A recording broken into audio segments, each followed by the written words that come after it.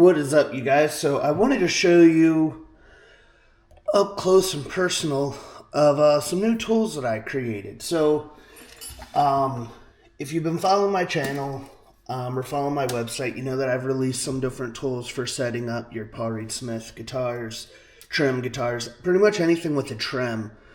I just had a generic Trem kit. That's really all it was Carl's Trem kit.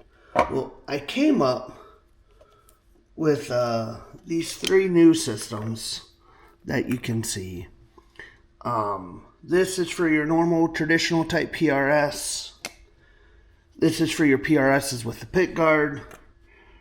And then this is a depth stop for your Trem screws. So I'm going to show you how to set up this vintage EG2 float, and I'm going to do it quickly. So first thing I did, I started to record and I realized my camera was dying. But we went ahead and we pulled the strings off. I raised first I put tape on the bridge, and then I pulled my springs out. And then I raised these screws above the saddle, or close to it. They don't have to be really high, you just want them pulled out of the guitar. What I want to show is how this system works. So I made the new Trem block a little bit different. So now it's going to slide all the way underneath your bridge. And I do have a ramp portion here that you don't want to slide under. So we're going to slide it right up to right before where the ramp goes up. And then we're going to take our masking tape and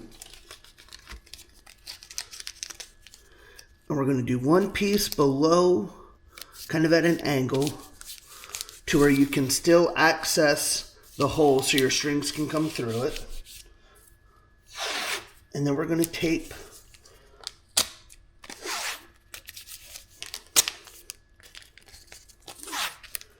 now this is really non-sticky tape, so I'm doing several pieces to kind of hold it down. But essentially the tape is just holding the bridge and your call down all at once. Now, both calls are the same thickness. Everything is the same except for these have the tall feet and this has the short feet. Now, once it's all set up, these tools will get you to the height that PRS recommends for your bridge to sit off the guitar. So I'm going to go ahead, I'm going to place my depth gauge for my screws onto the bridge. Okay, now taking my screwdriver, I'm going to use one finger to press down on the bridge just to make sure it's flush, and then using my pointer finger to kind of guide my screwdriver in, I'm going to lower the screws to where it touches the gauge.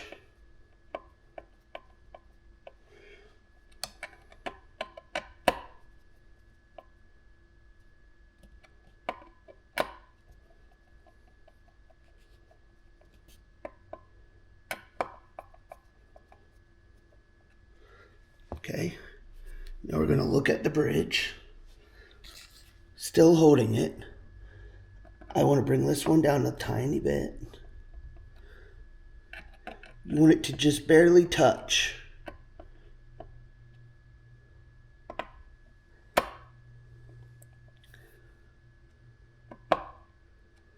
Okay.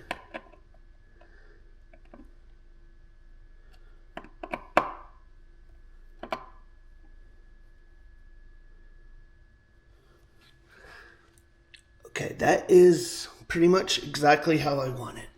So now, I've got the bridge held down. When I pull these screws out, it lines them up almost perfectly to where the bridge can slide in to the knife edge. Okay, so this depth gauge, what it's doing is it's telling you how high off the bridge plate you want your screws. Because a PRS bridge screw has a little notch in there for the bridge to slide into. It's called your knife point edge. Think Floyd Roses have 2 of them. Well, PRSs have 6 knife edges, and your screws need to be as flat and level as humanly possible. So I created this tool to quickly get you very close to where you want to be. So now we pull our depth gauge out and we can restring the guitar. Okay.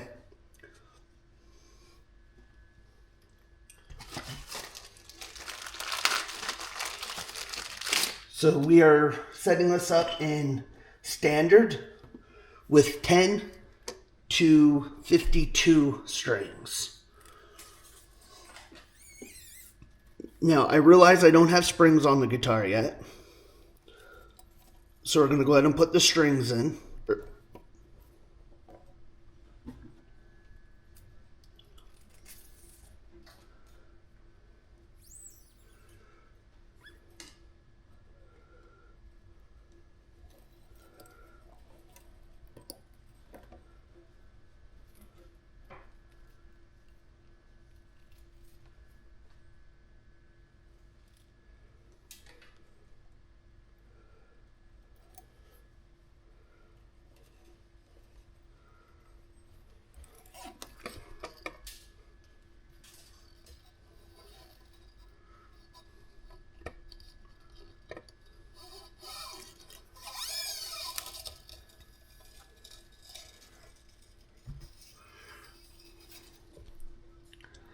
Okay.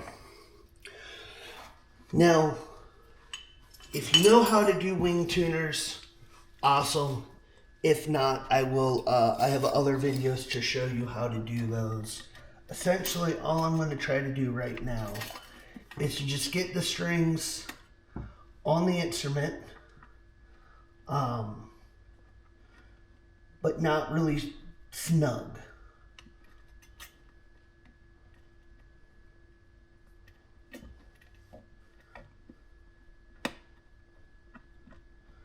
And I remember why I quit playing 52s on this, because the wing tuners don't love it.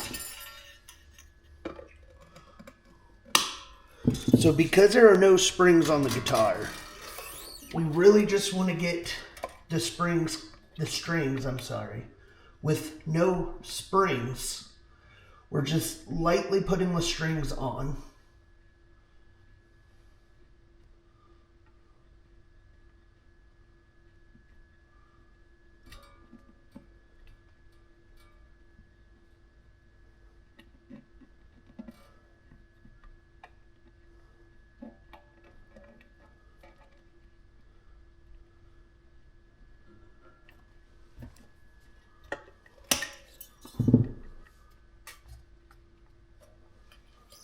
So no tension.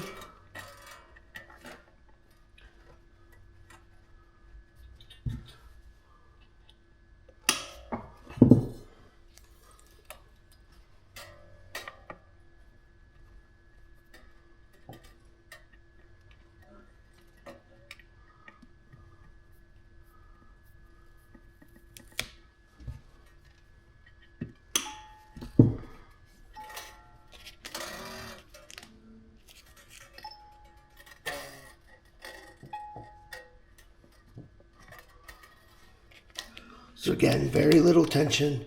I know it's starting to raise up a little bit. That's just what it's going to do. I have a reason to the madness, I promise.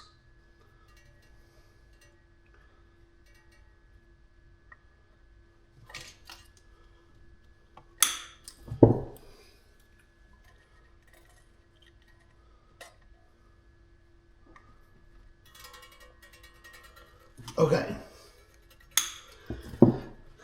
Now that we have some tension, I'm going to pull this off to the side. See that it kind of hangs off, but when you bring it into place, everything lines up.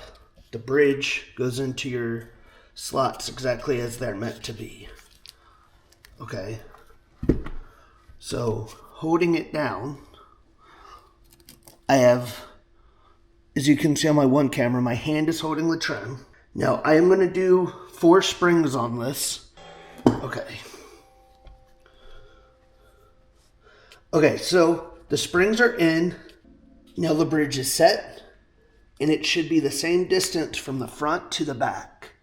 And now we're going to retune to pitch.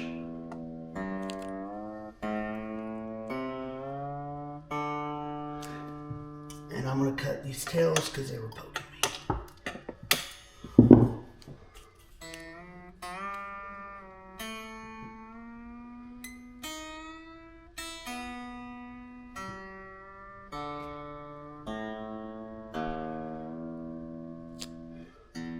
And then we're going to make sure that the bridge is firmly seated.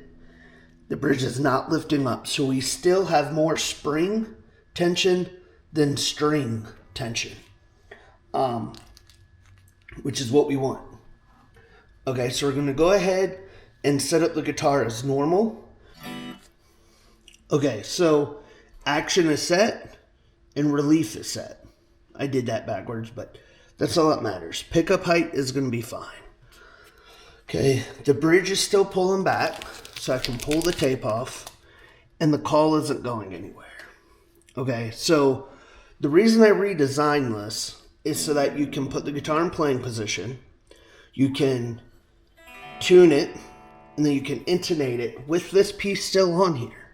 So I never intonate laying down, but just to kind of demonstrate, we're going to go ahead and do it real quick.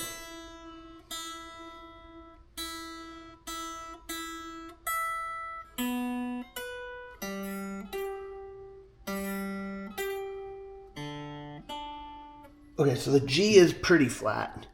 So we're going to come in here and we're going to loosen it.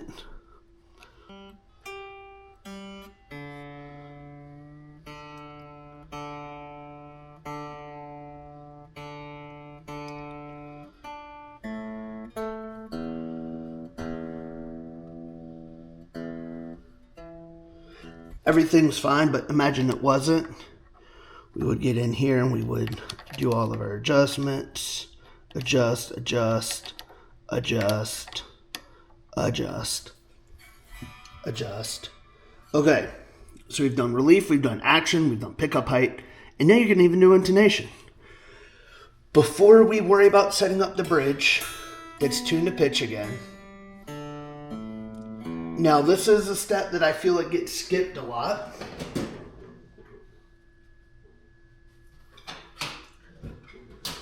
And that's going to be stretching out your strings. Now, I buy this little piece. It's some sort of plastic from a luthier supply company. And I slide it in underneath of my strings up here at the nut. And what that does is it lifts my strings out of the nut slot. So that when I'm stretching them, I'm not wearing my slots down. I'm going to grab sets of 2. I'm going to stretch right over the pickups. And I'm still going to be holding down at the first fret just so that it doesn't cause tension at the nut. Now, I'm going to do it in the middle. And I'm not really pulling hard. I'm just kind of putting my hand underneath and rocking back. Okay. Now, on the road, I use 5-string stretchers or 6-string stretchers. Here, I only have 2. But we're going to go up a couple of passes. Usually, I do about 8 passes. And then we're going to go to the next string.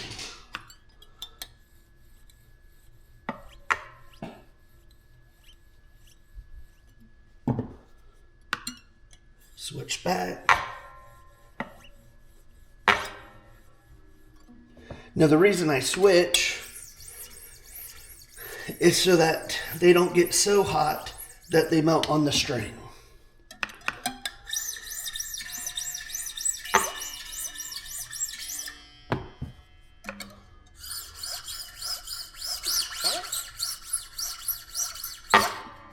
Okay. Stretch again.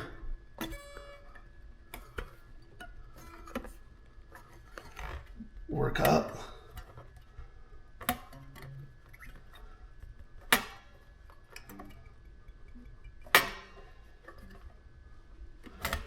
Now we're going to go to, so we did above the pickups, at the 12th fret. Now we're at like that 5th to 7th fret range.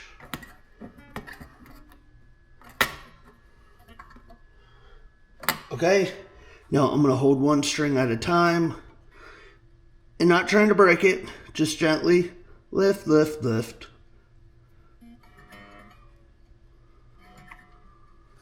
Okay, we're going to tune to E, lift, check it, lift, check it.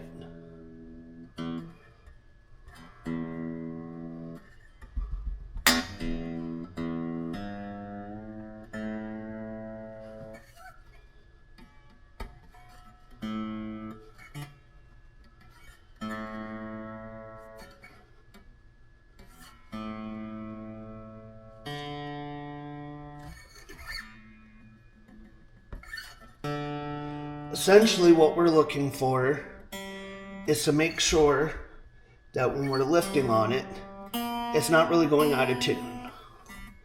It's going to go a little bit out, but we want it to stay within an acceptable range. Essentially what that means is if you strummed the chord, it wouldn't be so far out that it would be terrible. So just a couple cents out is essentially what we're looking for. Now I'm going to go back through with the string stretcher.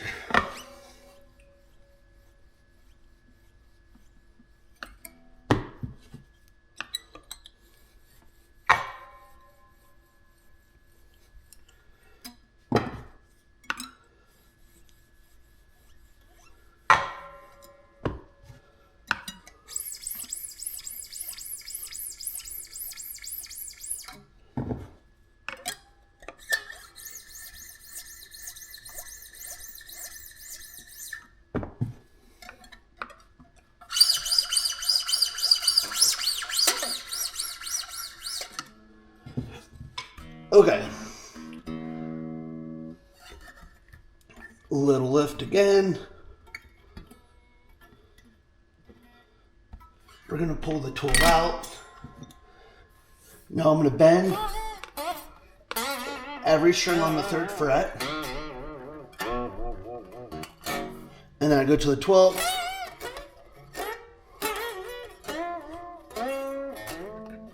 Okay. So we've done different things to stretch it. Now I'm going to tune it back up to pitch.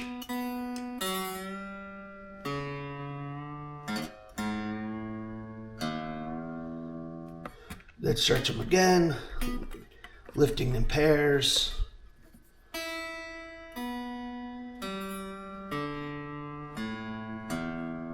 Not a lot out.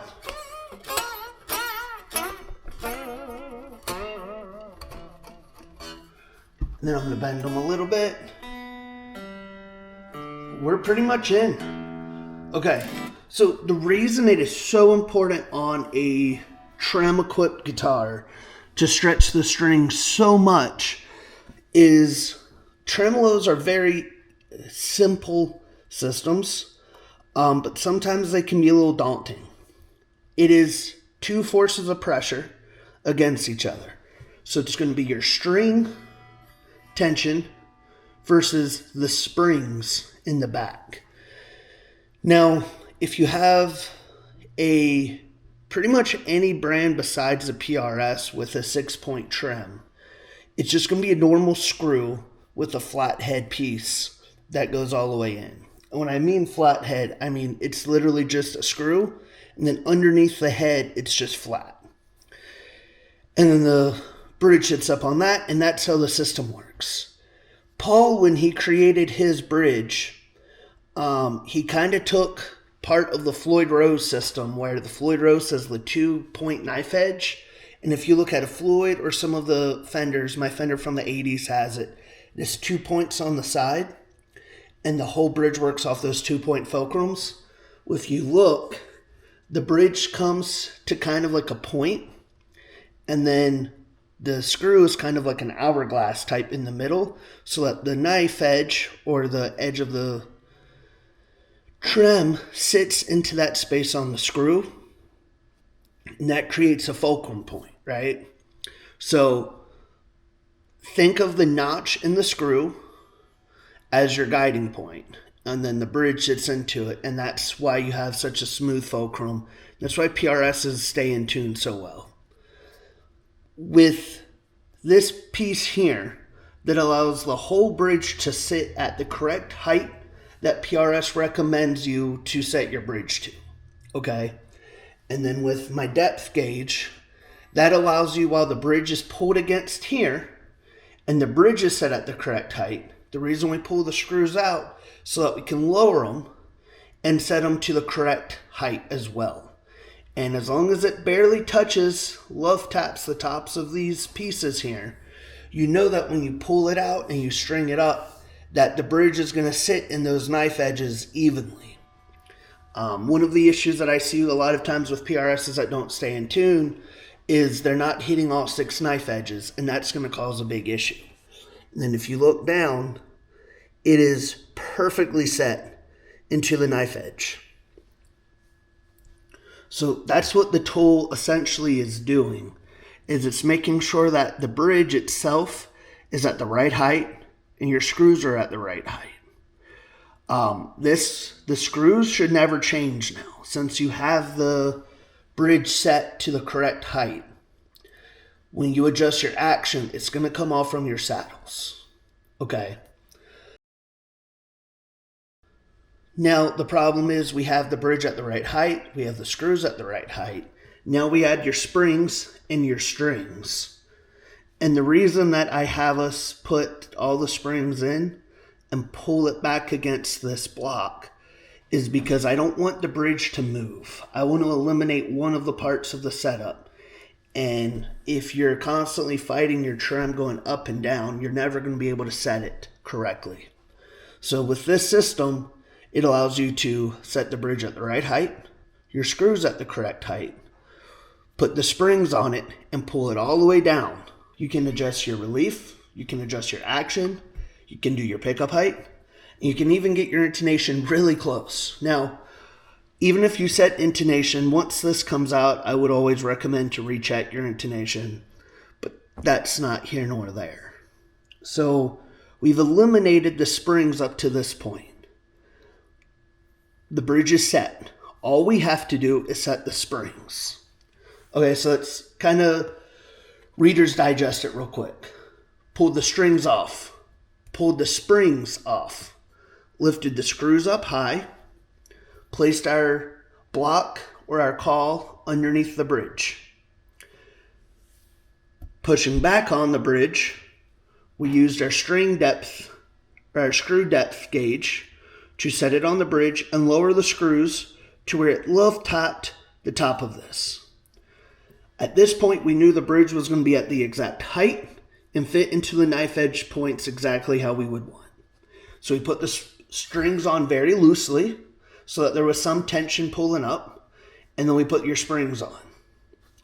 Then when we tuned it to pitch, we lowered this into the knife edge point, and then we retuned it. What that was doing, it was setting it into the knife edge point, and then we could finish the setup. Now, we got to remove this block. So the way you do that is we're going to set it in playing position. We're going to tune to pitch.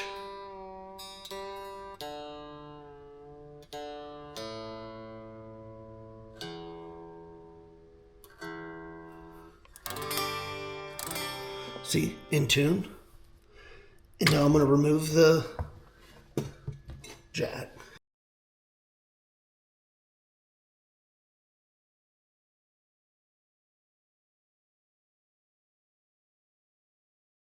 I'm going to kind of be tilting it back and forth so you can kind of see what's going on. So first, I'm going to just feel. And this is snug, okay? This isn't going anywhere. So I'm going to take my screwdriver and I'm going to loosen the claw. I'm going to do a quarter turn. Okay.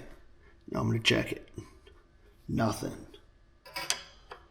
Do another quarter turn.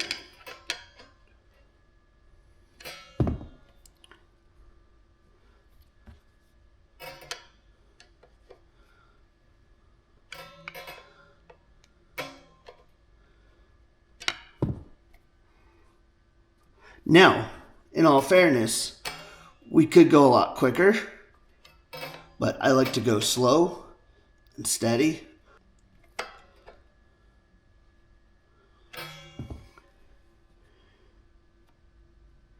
Little bit of movement, but nothing really.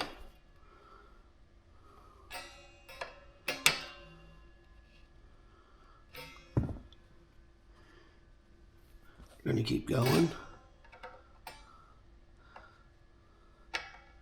Now, for what it's worth, I have a lot of springs on this guitar, and the claw is back very far. So I knew it was going to take us a minute to pull it out, which is fine.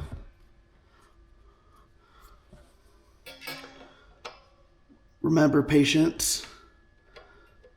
Quarter turn's pretty much the max that I'll do.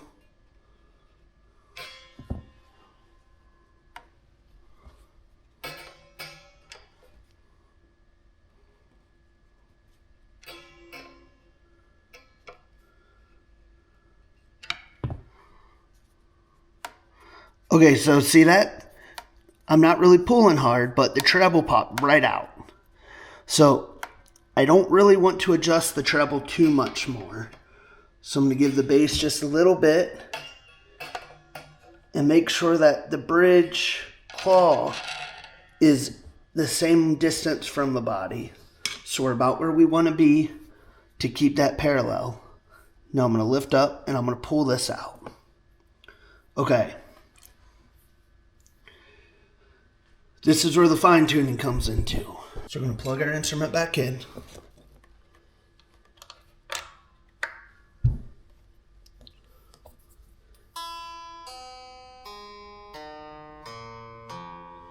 Okay, so it is 1/2 step sharp. So that means it kind of came out a little prematurely. So if it's sharp, that means we have the springs in the back pulling the bridge towards the body. On the front, we have the strings pulling the bridge off of the body. And we're trying to find that sweet spot in the middle.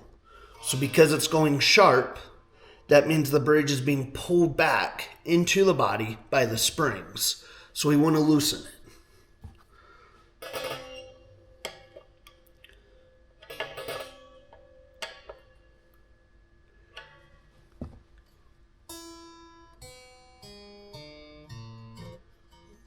We're a lot closer.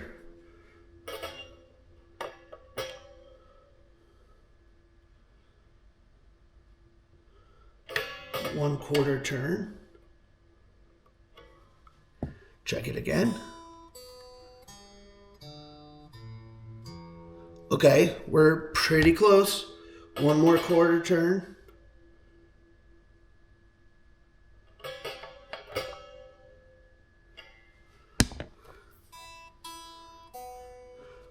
Okay.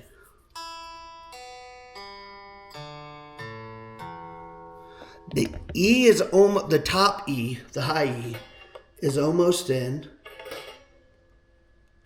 So a little turn. A little bit more.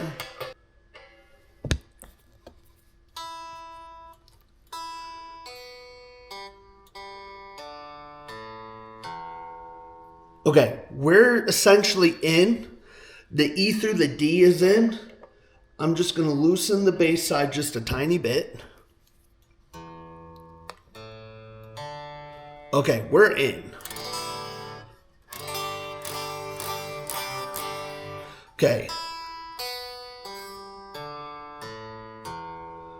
Now what I want to see happens is if we pull the bridge towards the body,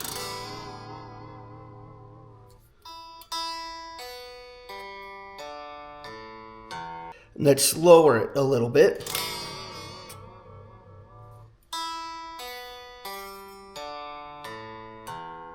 It goes back almost perfectly as well. So we're going to bend the strings, or you could lift them, whatever. We're going to retune.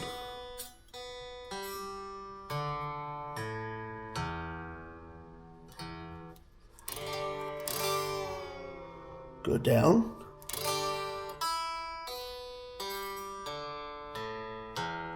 Okay, now go up.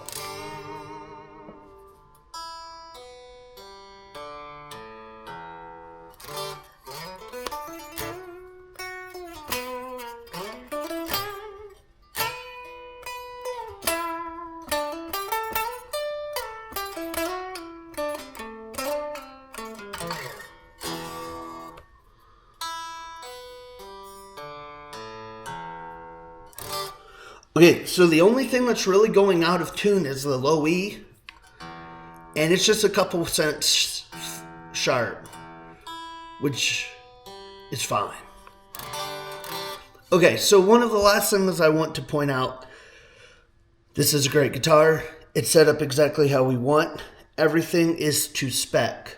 One of the things I highly recommend having a Trem is on your nut slots. Even if the nut is properly regulated, as this one is, and it is a Graphtec nut, so it is kind of a self-lubricating nut. I still put a little bit of lubrication into the nut slot. I personally have been using this brand called Lizard Spit. They have a graphite solution that I've been using a lot. That works great. Big Ben's is still my go-to for years, and I just put a little bit in the nut slot. So at this point, this is when I would install it or place it. I'll loosen the string a little bit, lift the string out of the slot, put the lubrication in, put the string back, tune it to pitch. Easy enough. So this is how you set up your guitar. You could have left the tool in a little bit longer, but I just want to show a little bit more in depth of the spring versus string tension. And that if you do pull it out too soon and you're sharp, you don't want to retune until you're close. And when I say close, like when that tuner's reading E and you're like a cent or two off. So get it almost in tune before you start to retune anything. Because we've already went through the entire process of making sure the guitar was set up correctly and in tune before we adjusted the springs. So you don't want to pull this out or drop this once it falls out naturally and start retuning.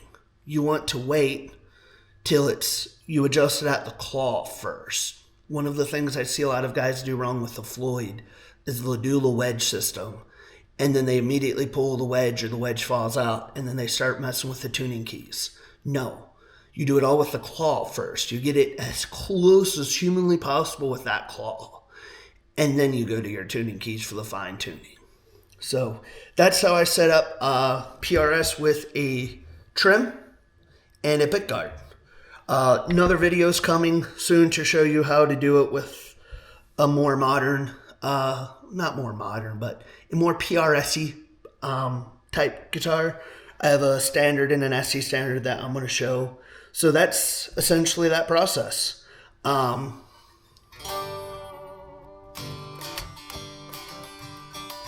It's in tune. Whee! Cool. So please go check out my website. The website's in my link. It's in the description. In the set, you get the short version, the tall version, bridge screw depth gauge. Can't speak. And they are a huge thing if you have a PRS. I'm going to be selling them in black and red. The green is my prototype, and I wanted to show it on the camera with the green because it's really easy to see against a red guitar with a black pickguard. So go pick up yourself a set. We can do custom colors if you reach out and ask.